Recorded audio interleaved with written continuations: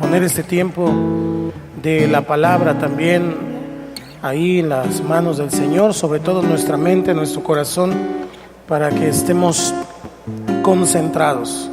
Los pequeños vayan sin correr a la escuela bíblica, las mamás regresan pronto. Padre, te damos gracias.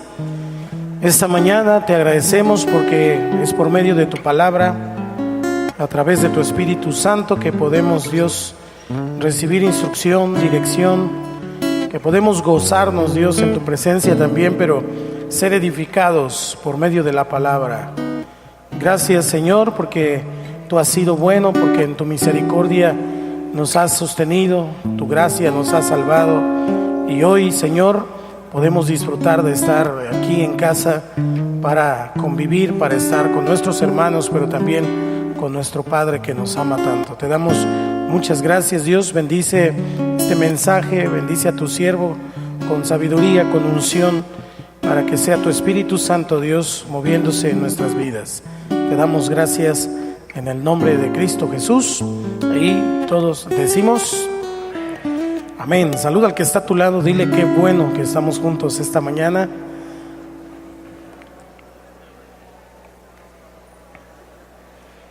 Hemos venido hablando acerca de la serie El amor es importante, y vaya que es importante. La relación de Cristo con su iglesia en muchas ocasiones, en las cartas paulinas, en el Apocalipsis, menciona que la relación de Cristo con su iglesia es como un matrimonio, una relación de esposa prometida. Todavía no llegan las bodas del Cordero, pero ya la esposa está pedida y dada. ¿Estamos acá? ¿Está aquí la esposa del Cordero? Ahorita me acordé de un matrimonio que le dice la esposa al esposo: mi amor, ¿tú crees en el amor a la primera vista? Y le dice: claro, si te hubiera visto más de una vez no me hubiera casado contigo. O como aquella esposa que va al doctor y entonces el doctor le dice: mira, tu esposo está muy grave, está muy, muy mal. No me diga eso, doctor. ¿No hay una forma de salvarlo? Sí, hay una forma de salvarlo. Mira, él tiene que dejar de trabajar, tiene que pasársela acostado todo el día, le tienes que dar de comer 4 veces al día y tienes que hacer todo lo que él quiera. Después, cuando la esposa ve al esposo, le dice el esposo: mi amor, ¿qué te dijo el doctor? Que te vas a morir, mi amor. Estas dos expresiones nos hablan de un amor que se ha dejado, que se ha extraviado, que se ha perdido, que ya no tiene un enfoque. Yo quiero predicar para usted: ¿has dejado tu primer amor? Estamos hablando de la serie El amor es importante, pero yo quiero ubicarlo con lo que Cristo le dice a su iglesia. Y cuando habla a su iglesia, obviamente el Señor toca todas las áreas de nuestra vida. Pero acompáñenme para poner fundamento a esto de Apocalipsis capítulo 2, versículo del 1 al 5. Apocalipsis 2, del 1 al 5. El Señor aparece después de haber resucitado en la isla de Patmos al apóstol Juan, ya el apóstol Juan anciano, ya teniendo como una especie de retiro espiritual en la isla de Patmos, y el Señor aparece glorificado. La descripción que da el apóstol en el primer capítulo es impresionante, de cómo ve al Señor, uno como hijo de hombre, menciona con ojos de fuego, con rostro de sol, en fin, ya en casa lo lee, pero el Señor le da instrucciones para que lleve un mensaje a 7 iglesias. Hoy quiero mencionar la iglesia de Éfeso porque es a la que Dios hace referencia con el tema que hemos venido hablando, que se llama El amor es importante. Entonces, nos situamos ahí en el versículo 1, del 1 al 5. Ya sabe que me gusta que leamos juntos, yo el 1, usted el 2, nos juntamos en el último. Escribe al ángel de la iglesia en Éfeso, el que tiene las 7 estrellas en su diestra, el que anda en medio de los 7 candeleros de oro, dice esto: usted, yo conozco tus obras y tu arduo trabajo y paciencia, y que no puedes soportar a los malos, y has probado a los que se dicen ser apóstoles y no lo son, y los has hallado mentirosos. Y has sufrido y has tenido paciencia y has trabajado arduamente por amor de mi nombre y no has desmayado. Pero tengo contra ti que has dejado tu primer amor. Recuerda, por tanto, de dónde has caído y arrepiéntete y haz las primeras obras. Pues si no, vendré pronto a ti y quitaré tu candelero de su lugar si no te hubieres arrepentido. Cuando entramos ya en temas de Apocalipsis y todo esto, de repente para algunos el Apocalipsis les es como un poco temeroso, como algo misterioso, y lo es. Sin embargo, Apocalipsis es una gran bendición de parte de Dios y que da luz a su iglesia para poder caminar en la forma que Dios quiere. ¿Qué estamos encontrando aquí? Una iglesia que estaba orgullosa de su justicia, estaba orgullosa de su fidelidad, pero que estaba a punto de morir por falta de amor. Los efesios, esta iglesia de Éfeso fue una iglesia muy importante. Décadas anteriores, incluso el apóstol Pablo escribió una carta que se llama Los Efesios, y ahí alaba el amor, su arduo trabajo, todo lo que los efesios en su momento ellos hacían con un celo ardiente por las cosas de Dios, un amor ferviente por Dios y un amor ferviente por los hermanos. Leemos en el libro de los Hechos cómo vendían las cosas y compartían con todos, cómo comían el pan y partían el pan por las casas, en el templo. Tenían una comunión impresionante. Y desde que Cristo asciende, la iglesia comienza a caminar en ese amor profundo, pero ya para el tiempo en que nos estamos situando, alrededor de 70, 80 años después, encontramos que la iglesia de Éfeso ya no era la misma iglesia. Nuestro Señor mismo le dice a la iglesia y al liderazgo de esa iglesia que se arrepientan, que permitan que el fuego de Dios, el amor de Dios vuelva a fluir nuevamente dentro del cuerpo de Cristo, porque si no, ahí hay una advertencia. Y es muy prudente que usted y yo, al estar hablando durante estas semanas acerca de que el amor es importante como fundamento en nuestra vida cristiana, pues mirar lo que el Señor le dijo a esta iglesia, que es muy exitosa en un principio. El primer punto que podemos mirar aquí es que hay una alabanza, primero de parte de Dios, de los apóstoles, del mismo Pablo diciéndole a Timoteo. No le voy a dar tantas citas bíblicas, le voy a platicar. Pablo le dice a Timoteo que por esa razón te dejé en Creta, allá con los efesios, precisamente para que cuides la doctrina, cuides la sana doctrina, no permitas que vengan otros lobos rapaces y quieran robar la iglesia. Hay muchas instrucciones para cuidar la iglesia de Éfeso, porque esta iglesia era una iglesia muy importante. Si usted y yo vemos una ruta en un mapa, no lo traje porque de todos modos se iba a ver, pero si vemos una ruta y vemos las 7 iglesias, Éfeso es la última iglesia, la séptima. 7 siempre tiene que ver con perfección, con complemento en numerología bíblica. Y además aquí es a la iglesia que el Señor comienza a hablar. Entonces hay una alabanza de parte del Señor a través del Nuevo Testamento, esta iglesia, por sus buenas obras. Y aquí en Apocalipsis comienza diciéndole acerca de su arduo trabajo, de su constancia en la fe. Dice: conozco tus obras. Es decir, para Dios no se le escapa absolutamente nada de lo que usted y yo hacemos, ni de lo que hacemos, ni de lo que damos, ni absolutamente nada. Él conoce tus obras. Dile al que está a tu lado, también las tuyas. Dice ahí: tu arduo trabajo y paciencia.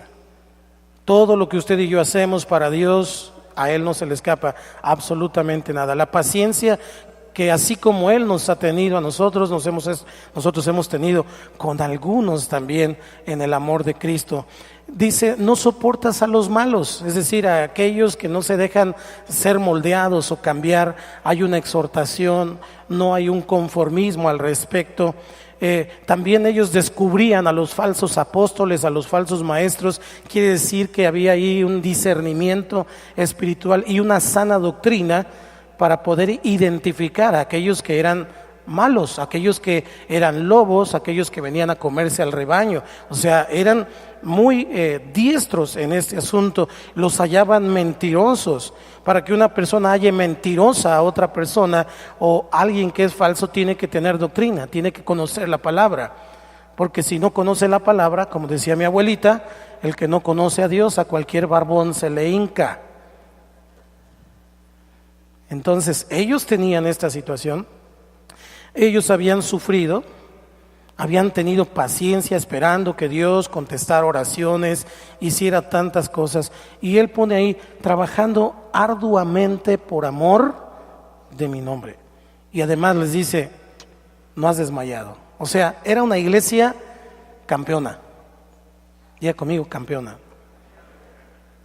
Ellos tenían el mejor lugar. Si usted y yo revisamos algunas ruinas, históricamente hablando, había un templo hermoso en Éfeso, tenían el mejor sonido, las mejores luces, las mejores cámaras de televisión.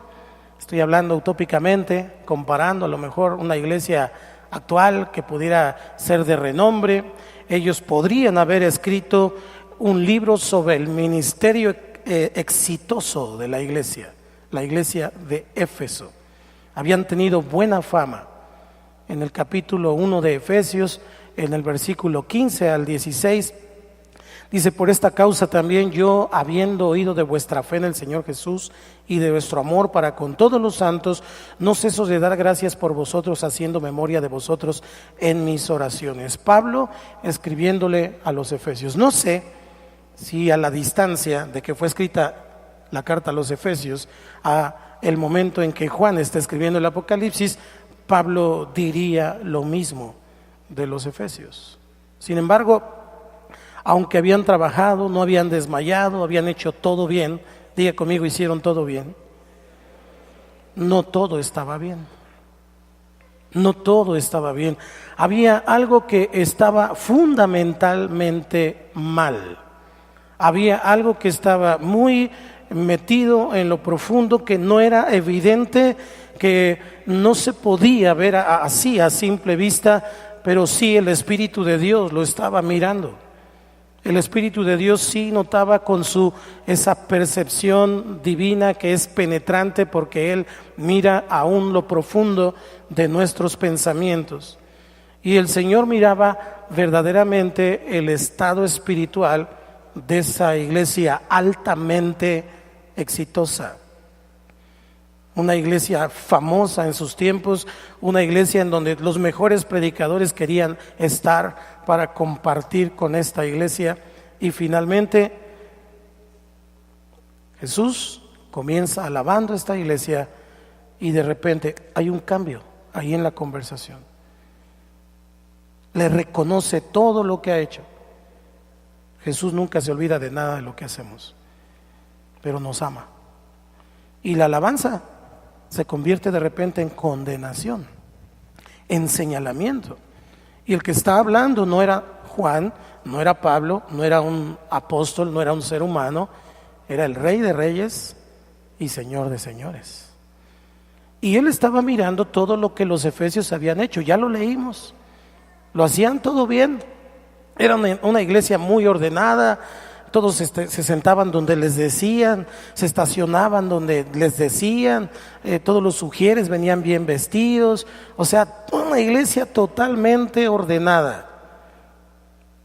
Pero finalmente, el Señor Jesucristo en el versículo 4 les dice, pero, diga conmigo, pero. Hay algunos peros que son muy dolorosos y que son muy impactantes de parte del Señor. Él dijo, pero tengo contra ti que has dejado tu primer amor. O sea que todo lo que habían hecho era importante, era relevante, era necesario, era prudente, era lo concerniente, era lo que se necesitaba hacer, porque la iglesia, para eso estamos, para servir, y era lo que tenían que hacer, pero tal vez lo habían estado haciendo ya finalmente como un mandato, como obedeciendo por obedecer para no irme al infierno. Iban al culto sin ganas, iban al grupo familiar sin ganas, querían a Dios pero por sus bendiciones, no por lo que les demandaba. Habían cambiado. A la luz de todas las buenas cualidades de esta iglesia, la crítica de Cristo parecería que no tiene tanta importancia, pero ante los ojos del Señor, lo que yo veo es que Dios, que pesa los corazones, estaba mirando que el latido de esta iglesia poco a poco estaba.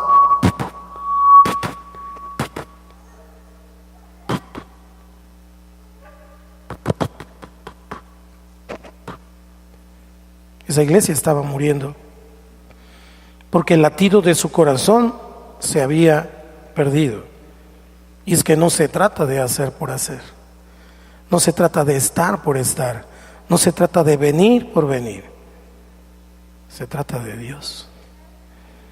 El que usted y yo estemos aquí esta mañana no es por nosotros, es por Él, y Él está aquí. Así que no estaba bien el asunto.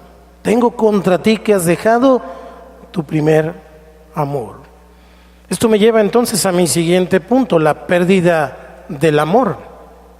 En un tiempo esta iglesia, si usted y yo leemos el Nuevo Testamento, vemos cómo esta iglesia prosperaba, caminaba, avanzaba porque tenía un amor genuino, era un amor real por Dios. Pero esto había cambiado. Conforme fue pasando el tiempo, se fue acostumbrando a hacer lo que hacía. Ya no veía a Dios como el Rey, como el Señor, como su majestad, como Juan lo estaba viendo en la iglesia, en la isla de Patmos. Ya veía a Dios como alguien que le tenía que ayudar, como si fuera su chalán, su amigo, su mesero, y dejó de ver a esa majestad, esa grandeza. La familiaridad de repente hace que nosotros perdamos la dimensión de con quién estamos hablando, de con quién estamos tratando. Y necesitamos entender que cuando la iglesia tenía este amor ferviente, este amor verdadero, este amor genuino por Dios, ellos peleaban por la verdad del evangelio, defendían la sana doctrina, estaban pendientes de que nadie viniera a robar lo que Dios les había dado, pero habían cambiado y al final ya no les importaba. Lo único que les interesaba era su propia vida, sus propias necesidades, sus propios asuntos, y a los demás, pues que Dios los ayude. Y a los demás, pues allá ellos. Habían cambiado su manera de pensar. Quiero recordar el versículo 2 y el versículo 3, por favor. Ayúdeme a leerlo. Yo conozco tus obras y tu arduo trabajo y paciencia, y que no puedes soportar a los malos, y has probado a los que se dicen ser apóstoles y no lo son, y has sufrido y has tenido paciencia y has trabajado arduamente por amor de mi nombre y no has. Recuerde quién está hablando. ¿Quién está hablando? Jesús resucitado, ascendido. Ve al versículo 6, por favor, también. 1, 2, 3. Pero tienes esto, que aborreces las obras de los nicolaitas, los cuales también yo aborrezco. El amor de ellos ya no era lo que había sido una vez.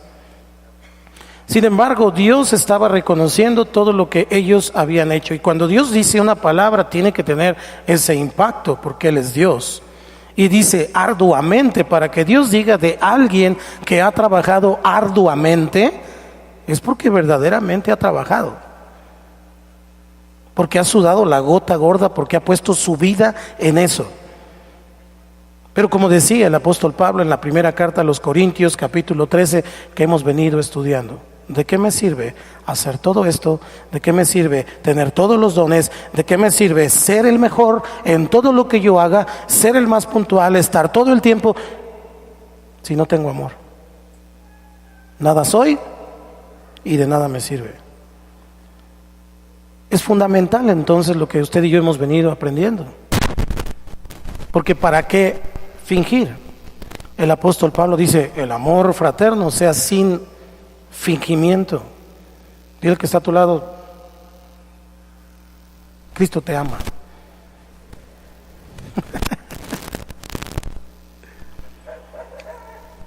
¿Qué pasó cuando el amor decreció? ¿Qué pasó cuando el amor se enfrió? El amor de esta iglesia se enfrió. En lugar de crecer, en lugar de avanzar, en lugar de ser más fuerte, en lugar de ir más profundo con Dios, se empezó a desvanecer ese amor. Y así como se va difuminando a lo mejor el paisaje cuando vienen las nubes y hay neblina y ya no alcanzas a ver hacia adelante, así pasa.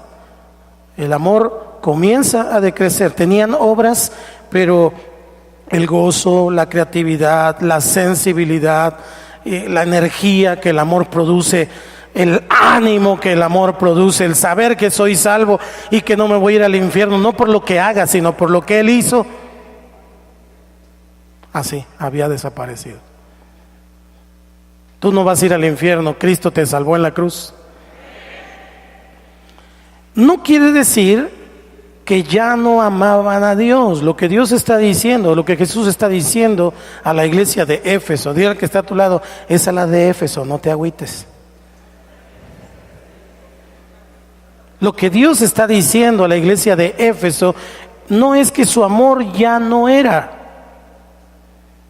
Está diciendo que la calidad de su amor había cambiado. Que ya no lo amaban como lo amaban al principio. Y se estaba haciendo evidente, porque aunque aparentemente tenían obras, subían, bajaban, hacían cosas, iban de aquí para allá y estaban del tingo al tango, Jesús viene y los reprende y los llama a hacer las primeras obras. Y a veces nosotros cuando caminamos con el Señor decimos, ay, eso es de principiantes. Eso es de primer año, eso ya es para los que necesitan leche. Yo ya como bistec con papas, aleluya.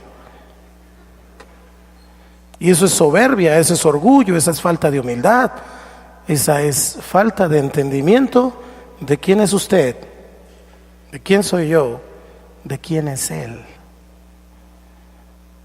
En Apocalipsis 2:5, el Señor dice, voy a estarlo repitiendo constantemente porque de eso estoy hablando. Recuerda, por tanto, ¿de dónde has caído? Esta referencia que está haciendo el Señor dice, has caído. No está diciendo vas a caer. ¿De dónde has caído? Y yo cuando leo esta parte pienso, sé que el amor de Dios es perfecto, pero una vez recuerdo que mi abuela tenía a un tío en muy alta estima, porque era un tío muy especial, muy cuidadoso, pero de repente hizo algo que a ella no le pareció y ella mencionó algo, dijo, ya no está en el pedestal que lo tenía. ¿Ha oído esas referencias? Ok, cuando yo pienso en esto, yo pienso en lo que el Señor está diciendo y dice, recuerda por tanto de dónde has caído. Te tenía yo aquí, pero ya no estás allí. ¿De dónde has caído? Y dice, y arrepiéntete y haz las primeras obras, pues si no, vendré pronto a ti y quitaré tu candelero de su lugar si no te hubieres arrepentido. El objeto de este amor, cuando dice el Señor, has dejado tu primer amor, realmente no se aclara específicamente en el texto. Por lo tanto, es correcto interpretar y entender que Jesús se está refiriendo a un amor en general, porque la palabra ahí es la palabra ágape, el amor que Dios tiene y que Dios quiere que usted y yo tengamos por medio de su Espíritu Santo. El amor que lo da todo sin esperar nada a cambio. El amor por Cristo entonces es lo que está diciendo, has perdido tu primer amor por mí. Pero también quiere decir el amor de los unos por los otros, has perdido ese amor. Pero también está diciendo el amor por los perdidos, ya no ganas a nadie, ya no evangelizas a nadie, ya no amas lo que yo amo, ya no haces lo que yo quiero. Eso está diciendo el Señor allí, porque esa es la palabra. La clase de amor que Dios está esperando y que requiere de su pueblo, ¿está aquí el pueblo de Dios? Es un amor total, porque Cristo se entregó en la cruz por usted y por mí totalmente. totalmente. Él murió total y completamente, sufrió y padeció completamente. Él no quiere un amor dividido, Él no quiere un amor en tu corazón, en parte por lo tuyo y por tus asuntos y en parte por Él.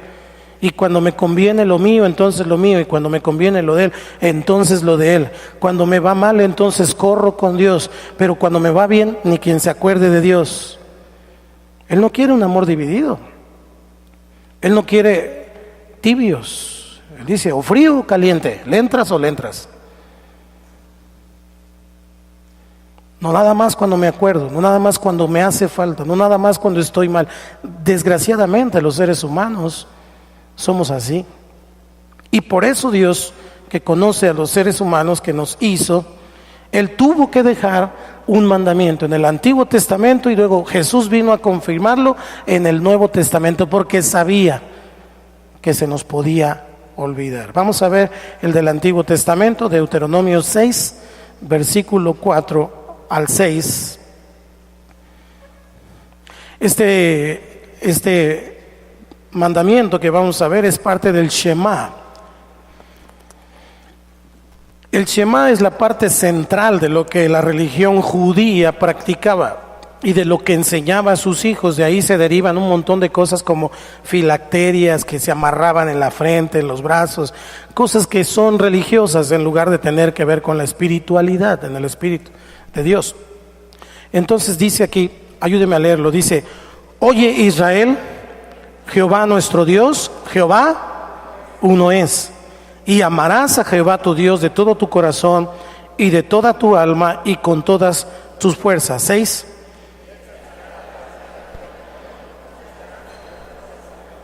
Amén. Entonces dice Dios que desde el Antiguo Testamento está diciendo que debemos, diga conmigo, debo amarlo con todo mi corazón, con mi alma y con mi mente. No solamente aquí, sino con todo mi ser.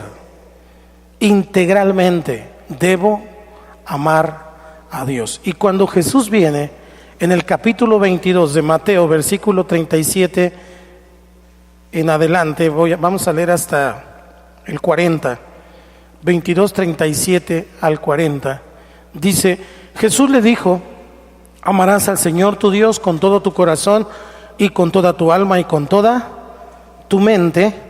Este es el primero y grande mandamiento. Y el segundo es semejante: amarás a tu prójimo como a ti mismo. De estos dos mandamientos depende toda la ley y los profetas. De tal manera entonces que cuando Cristo viene a la tierra, no solamente paga la ley, cumple toda la ley, Él mismo paga en la cruz por usted y por mí, aunque cumplió la ley, porque Él fue sin pecado, pero aún cumpliendo la ley, de todos modos va a la cruz a morir por nuestra culpa. Hay dos cosas ahí. El asunto de cumplirla tiene que ver que Él tiene el derecho entonces a resumirla. Y el asunto de ir a la cruz tiene que ver con que su sangre nos lava y nos limpia de todo pecado. Pero como Él entonces la cumplió, Él tiene el derecho, tiene toda la autoridad de decir: se las voy a dejar en esto bien simple.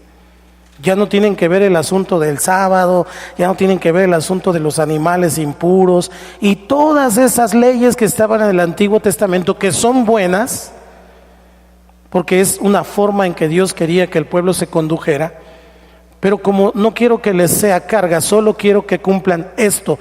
En esto se resume la ley y los profetas, solamente en esto: amarás al Señor tu Dios y a tu prójimo como a ti mismo. El sentido de la cruz, el amor de Dios hacia nosotros y de nosotros a Dios, y el amor de los unos a los otros. Vemos entonces que si yo no cumplo con este principal mandamiento, con este resumen de todo lo que Dios dijo para su pueblo, entonces estoy fallando en todo. Porque la ley dice que si nosotros no cumplimos en un punto, entonces todos los demás puntos de la ley son vigentes. Por eso la única manera de poder caminar en el Señor, la única manera de poder tener victoria es en Cristo. Si alguno está en Cristo, y las cosas y todas, así es. La relación entre Jesucristo y su iglesia es la de una relación matrimonial, de una relación de promesa. Todavía no ha sido consumado el matrimonio, pero ya hay una promesa. Cristo es el marido, y la iglesia es su esposa.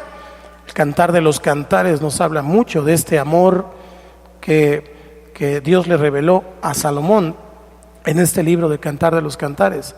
Pero la respuesta de la esposa a la iglesia tiene que ser con devoción al esposo, a Cristo. Tiene que ser con admiración, tiene que ser con respeto.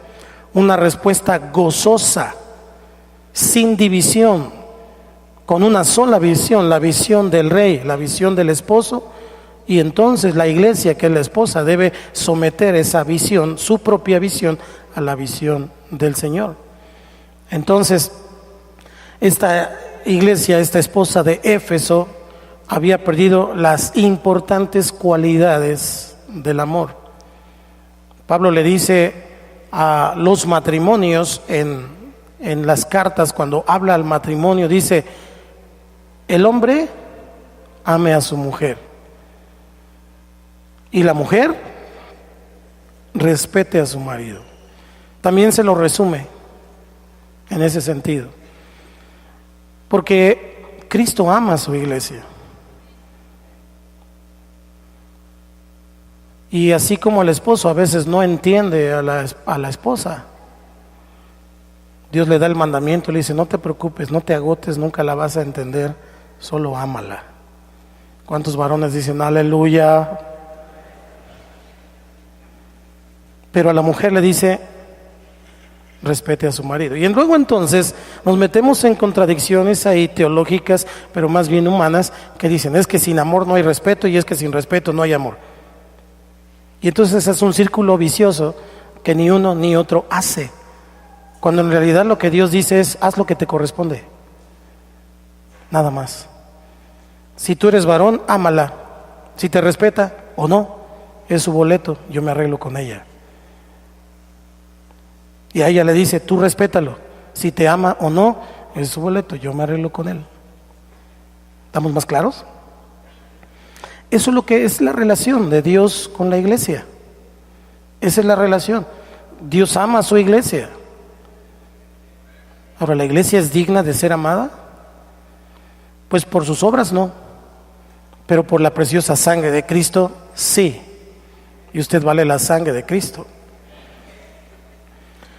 ¿Qué tiene que hacer la esposa entonces? Respetar a su marido,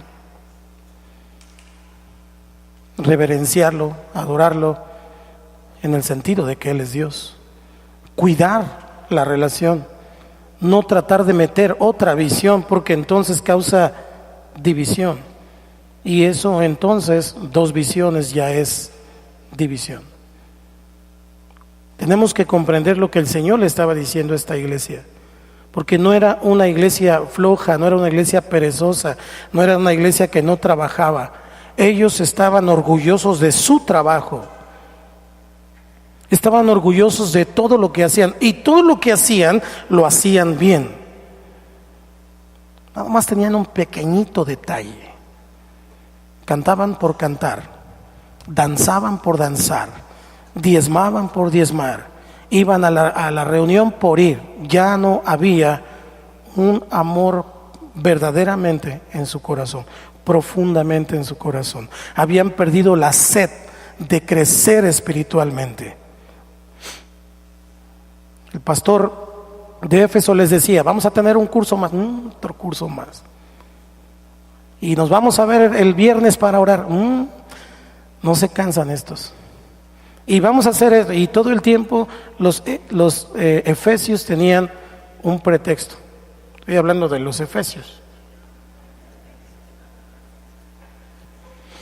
Se habían acostumbrado, se habían profesionalizado tanto que habían perdido el gozo la alegría de la salvación. Los servían por servirlo y hacían las cosas solamente para que no les cayera un rayo. Es más, la motivación que tenían para hacer lo que hacían era para que les fuera bien.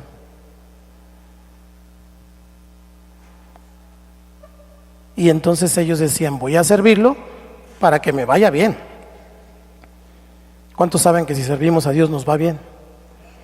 Y eso es una realidad. El punto no es ese, el punto es que hay en tu corazón. ¿Lo sirves porque lo amas o lo amas porque te sirve? ¿Cuál es el amor que Cristo requiere? ¿Cuál es el amor que Dios está esperando de usted y de mí? Porque esta carta y este libro de Apocalipsis y toda la Biblia se puede resumir en una sola cosa. Dios es amor. Entonces Dios está esperando que usted y yo tengamos una clase de amor diferente, una clase entre los creyentes como Jesús nos amó a nosotros y se entregó a sí mismo por nosotros. Él se entregó por su iglesia, dice la palabra. Y Él está esperando que nosotros nos amemos unos a otros de la misma forma, de la misma manera, como Jesús nos amó, en un amor fraternal. Primera de Pedro, capítulo 1, versículo 22, dice el apóstol Pedro hablando de amor, ¿ok? Entonces vemos la obra del Señor en la vida de Pedro. Pedro, el que sacó la espada y le voló la oreja a aquel, ¿se acuerdan? Pues él está hablando de esto. Dice el versículo 22, 1, 2, 3, habiendo purificado vuestras almas por la obediencia a la verdad, mediante el Espíritu, para el amor fraternal no fingido. Amaos unos a otros de corazón puro. No veo en ningún momento que esto sea una sugerencia. No es una sugerencia. Dice el Señor, deben amarse unos a otros entrañablemente. Entrañablemente es una palabra verbalizada de lo que somos por dentro. Usted y yo por dentro somos puras entrañas. Tenemos hígado, corazón y bofe. ¿Ok? Tenemos páncreas, tenemos vaso, tenemos vesícula. Bueno, algunos ya no. Pero todo lo que tenemos por dentro tiene que estar involucrado en el amor los unos con los otros. Por supuesto, con un corazón puro, con ninguna otra intención, no con una intención indebida, pero sí entrañablemente, como si fuéramos parte el uno del otro, como si fueras no solo de mi familia, sino el más importante de mi familia. Porque así es como Dios te ve. Tú no eres una persona más en el mundo, tú eres la persona más importante para Él. Así es como Él te ama, así es como Él te provee, así es como Él te cuida todos los días. Aun cuando nosotros somos infieles, Él permanece fiel. Y eso es lo que Dios está esperando. Porque ese amor nos capacita para que en nuestras vidas, usted y yo, podamos mostrarlo a Él. Hemos dicho ya en varias ocasiones en este estudio, cuando los discípulos le preguntan a Jesús, ¿cómo van a saber los demás que somos tus discípulos? ¿Nos vas a dar una contraseña? ¿Nos vas a poner un uniforme?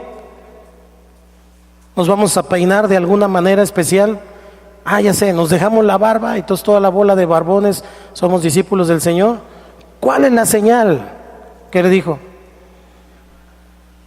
Ellos van a ver cómo se aman ustedes.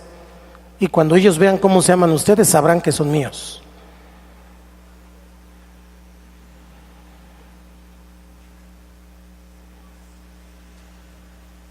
Con razón Dios estaba hablando a los efesios. Los efesios tenían una cultura muy ilustre.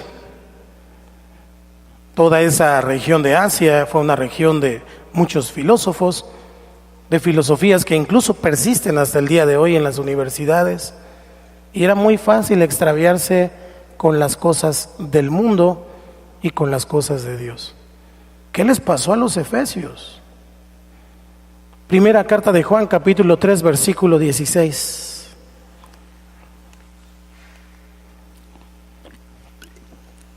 ¿Ya lo tiene? 1, 2, 3. En esto hemos conocido el amor, en que Él puso su vida por nosotros. También nosotros debemos poner nuestras vidas por los hermanos. ¿Lo volvemos a leer? 1, 2, 3. Usted.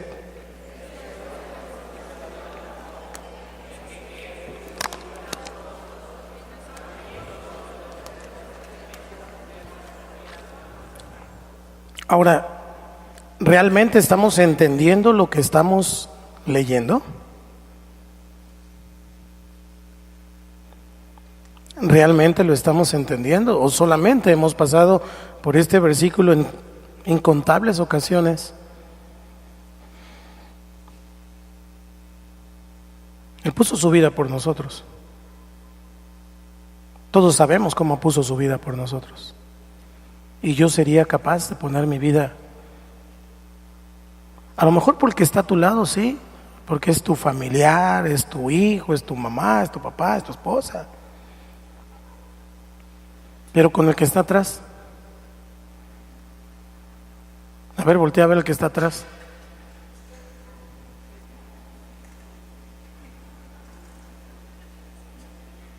¿Serías capaz? Lo que el Señor estaba reclamándole al pueblo de Éfeso, a la iglesia de Éfeso, es que ya no se preocupaba, ya no amaba de una manera sacrificial, y ya no se preocupaba por las necesidades de los unos y de los otros. Solo estaba enfocado en su propia vida, en sus propios asuntos, en sus propias necesidades. Ya no habrían casas para recibir a la gente que no conocía a Dios. Ya no disponían su hogar para decir, aquí puede haber un grupo familiar para que esos hambrientos coman pan que descendió del cielo. Ya no había esa disposición. Vivían como una familia extendida, pero que se ve cada domingo. Vivían como gente que servía a Dios, pero ya no había ese el gozo de servir mutuamente, de decir, este es mi hermano, cómo me encanta servir a Dios con este brother. Decían, chala, ¿por qué no lo cambian de redil?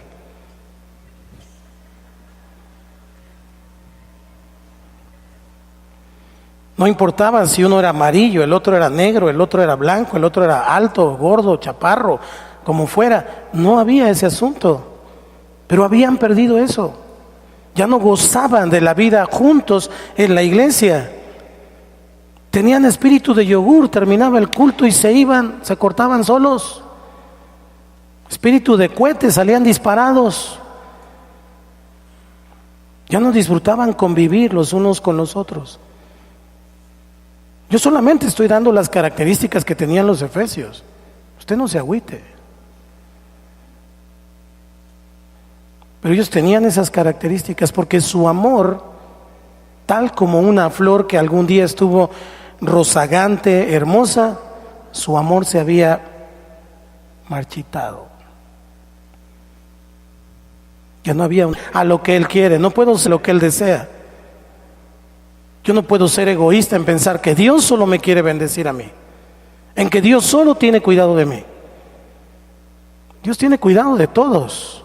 Dios nos ama a todos, chicos y grandes, pobres y ricos. De tal manera amó Dios al mundo. Aún aquellos que están perdidos, aún aquellos que están vagando, aún aquellos que ni el gobierno y nadie se acuerda, la iglesia debe recordar, la iglesia tiene que ir y ganar a esos perdidos y llevarlo a un grupo familiar. Y si no hay grupo familiar, aquí en mi casa, pastor, aquí en mi casa, yo abro mi casa para que vengan. Ay, no, es que los chamacos hacen un tiradero y luego andan allá en la sala y andan y... ¿Dónde está el enfoque? Solamente en mis necesidades. Yo voy a ir al grupo para que oren por mí, porque he andado bien mal, necesito que oren por mí. Líder, ora por mí. Pero cuando me acuerdo de orar por los perdidos, por los enfermos, cuando digo, líder, vamos a hacer una despensa y vamos a ganar, aquella familia, tienen como 7 chamacos y todos andan en la calle y nadie les comparte, pero ahí nosotros tenemos un cultote cada martes, cada jueves, nos tardamos más que en el culto del domingo, pero nadie va a hablarle a esos que están allá perdidos.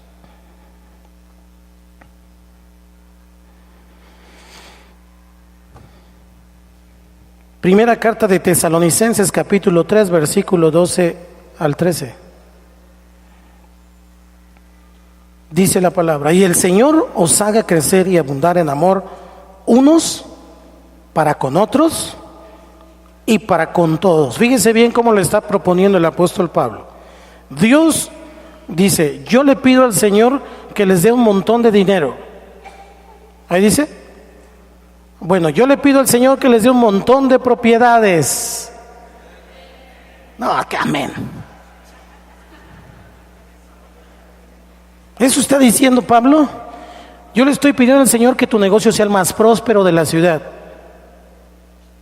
Él está diciendo: yo le pido al Señor que Él haga crecer y abundar en amor,